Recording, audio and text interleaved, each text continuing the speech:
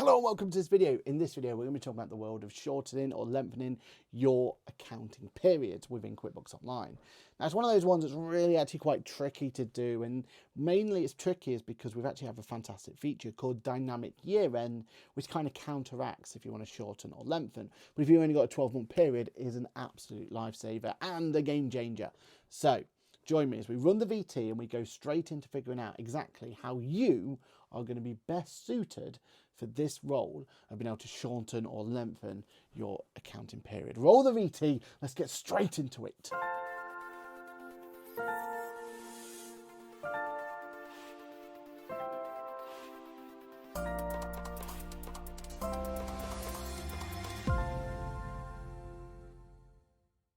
Hello, my name is Patrick. I am a chartered accountant, a certified UK trainer with a fancy new logo, that QuickBooks chap on the internet, head of accounts here at Buffix, and also your friendly podcast who goes live each and every Monday morning for Ask the Accountant. Now, in today's video, we're going to make it dead straightforward.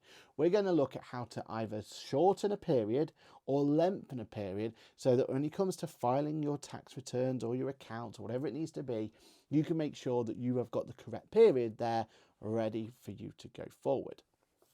Now, the reason that it's so tricky to do this is the fundamental way in which QuickBooks does year ends.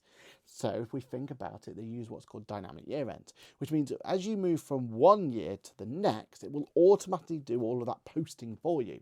The problem is you can only set what the period beginning is going to be, and then basically every 12 months, QuickBooks will automatically, without you having to do anything, roll that year end for you and move it on for you. And that's amazing, right? Like, that really is a powerful, powerful situation to be in. So that QuickBooks will automatically roll that year end. The problem is because you can only define the first month, therefore the year end, and you can't choose when the period starts or ends. That means if your period is more or less than 12 months, you're going to really struggle to be able to get this to work. So let's look at some practical tips to make sure that, yes, you can run a year end or you can get to a year end, but it can either show you more than 12 months or less than 12 months, depending on what situations you're going to have. Let's have a look straight away at some examples for you so we can example what's going on. Let's keep this nice and straightforward. Let's say that we've got a March year end, and let's say you started your business on the 3rd of March, but you want to finish on the 31st of March a year's time. Now, the way the dynamic year end is going to work is that first 31st of March will automatically get accounted for. So when you come to run the proper 31st of March that you're looking to do, it's going to have retained earnings there, even though there shouldn't be any retained earnings because you haven't actually had a year end. And there's no amount of changing the year end parameters that can avoid that. So what you need to do is manually amend that first period to reverse it and then show it back again. It sounds complicated, but let's run through it and we can explain exactly what that means. Let's have a look. So the scenario is quite simple. I need to do the 6th of March all the way to the 31st of March. And we've gone for the 2021-22 year. Basically, I need my income to be showing just shy of £500,000. And I've got that. Now, the problem is that because the dynamic year ends, my first period, so my first 28k won't appear there. And actually, it's going to create me a retained earnings figure. If I look at that period, 6th of the 3rd to the 31st of March, you'll see that actually, correctly, I don't have any retained earnings shown there. But if I was going to run my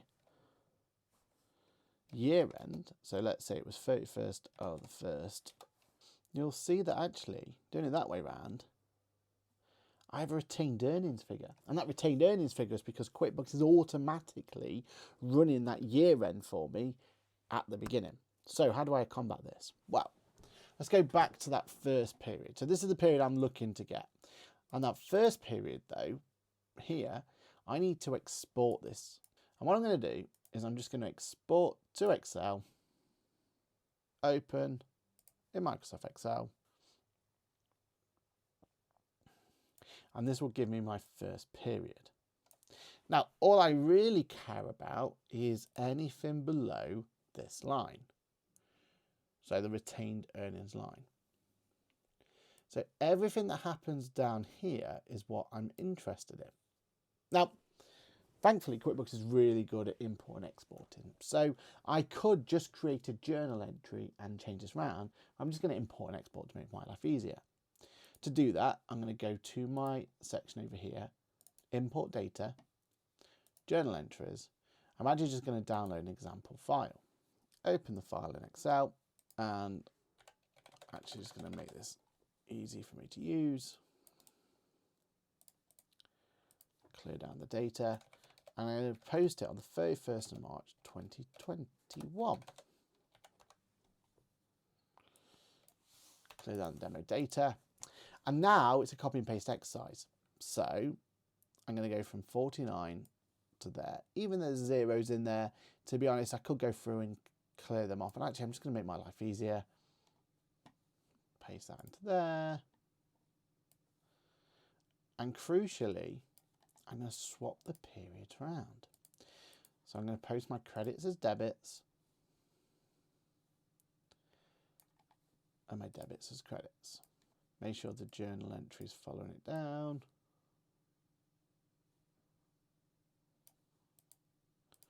And crucially, I need to make sure my final one is retained earnings. And basically, I need to make sure that it balances. Save that.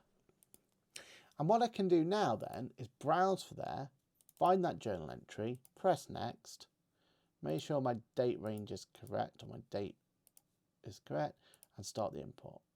It's going to get the import in there. Now, I can go and view that journal entry now. Click into it. And you'll see it's automatically put that journal in for me. Now, personally, I would make sure the attachments are spot on. But what's that done so far? So, currently, what that's done is if I go to my trial balance for the period that I want, so the 6th of March 2021, 31st March, if I run that report now, crucially, you'll see that my retained earnings is now 25k. But the key is if I reverse it, 1st of the 4th, 2021, making sure I've got attachments in here as I was doing this right. Save and close. Now go to my trial balance, run report. Crucially, the retained earnings is now nil, and my sales have all been put in to the correct amounts. 458,71846. If I go back to my first one, 458,71846. So using the import and export feature, basically I've taken the trial balance at the previous year end, 31st of March 2021, and I've gone, right, that period there is something that I need to bring in. So I've exported that out, reversed it on that day, and then using reversing journal entry to be able to bring it in for the first day going forward. And that's basically cleaned everything up. And you can see here what it's done. That first period has been nilled, and everything's now been included in that new period. So basically, when it comes to dynamic year end, it's got nothing to do there because we've already done it forward for it, but we've reversed it down to nil and then brought it in automatically. It's a bit of a hack, but it's the only way we can get this to work. Now, let's use the same scenario, but imagine that we only want to go from the 1st of July to the 31st of March 2022. It's really simple. We're going to be using basically the same functionality, but what we're going to have to do is we want to basically ignore this period. There's not going to be a dynamic year end happening. So we're going to put this dynamic year end in for us so that we've got that there. Because ultimately we do want a retained earnings coming forward because we want whatever the retained earnings would have been at the 31st of June. And at the moment we don't have retained earnings because it's not doing dynamic year end. So when we shorten a period, we basically just have to bring that dynamic period in. Let's have a look how that works in principle. So I'm going to put my period now to the 1st to the 7th and to the 31st of 3rd, 2022. So this is the period when we run it, we want it to see. Problem is that we don't have a retained earnings coming through, and it's actually starting to double up on things for us. So we need to manually do the dynamic year end adjustment. So what I do is I go to the period that I need to do, which is 1st of the 4th, 21 to the 30th of June 21. And we export that period. Then we're going to go and do our journal entry trick again. So I go to import data, journal entries, download an example. I'm going to do exactly the same feature. So this time around, it's all the way to the 30th of June. Get my retained earnings in there, put my debits against my credits, and my credits against my debits, effectively nulling it out. Now I do need to put my retained earnings in there, so it's going to just quickly calculate my retained earnings figure. And then from that, start the import, get that import in, get that journal entry in, press OK. Now in the real world, all of these journal entries that I've done that, I would definitely get much more supporting documents to go with it. So we get that profit and loss by month for that period that we're importing or exporting each way. But basically what's happened now is if I was to go to this period here and just run this period now, run report, you'll notice that at the 1st of June, everything's being negatived and it's bringing everything down to 0. So actually what that should mean is that if I go into this period here and I look at the period that I'm looking to run, which is the 1st to the 7th, 21 to the 31st, to bring everything going forward, I should now have a retained earnings figure, which was basically that period beforehand, nil and void.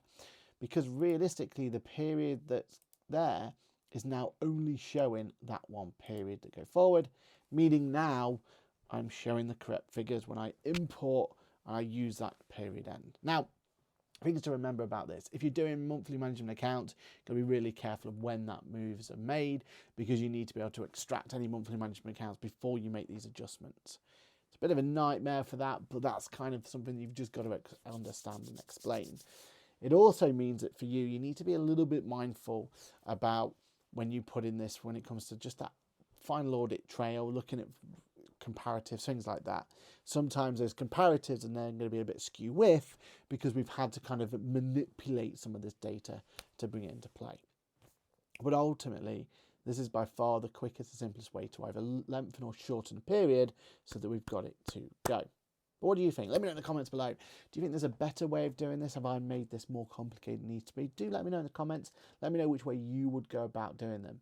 I know QuickBooks are looking at ways to try and implement this and try and bring this into the working papers area.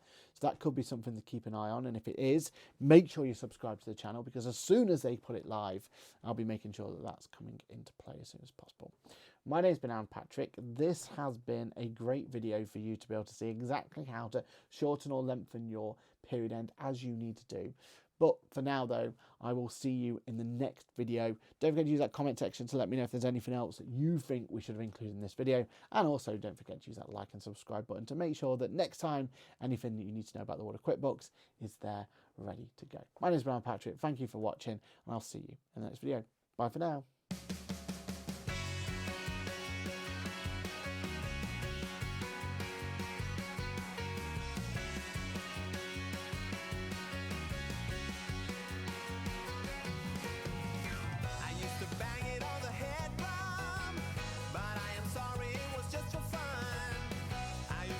Hello and welcome to this new series. Hello and welcome to this video. Hello and welcome to this video. Hello and welcome to this video. Hello and welcome to this video. Hello and welcome to this video.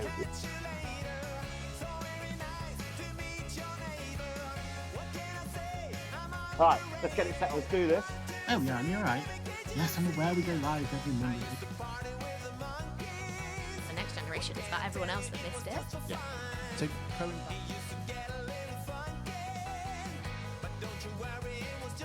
All right, you've told us what you love about the industry, but what would you change about the industry? Where do I start?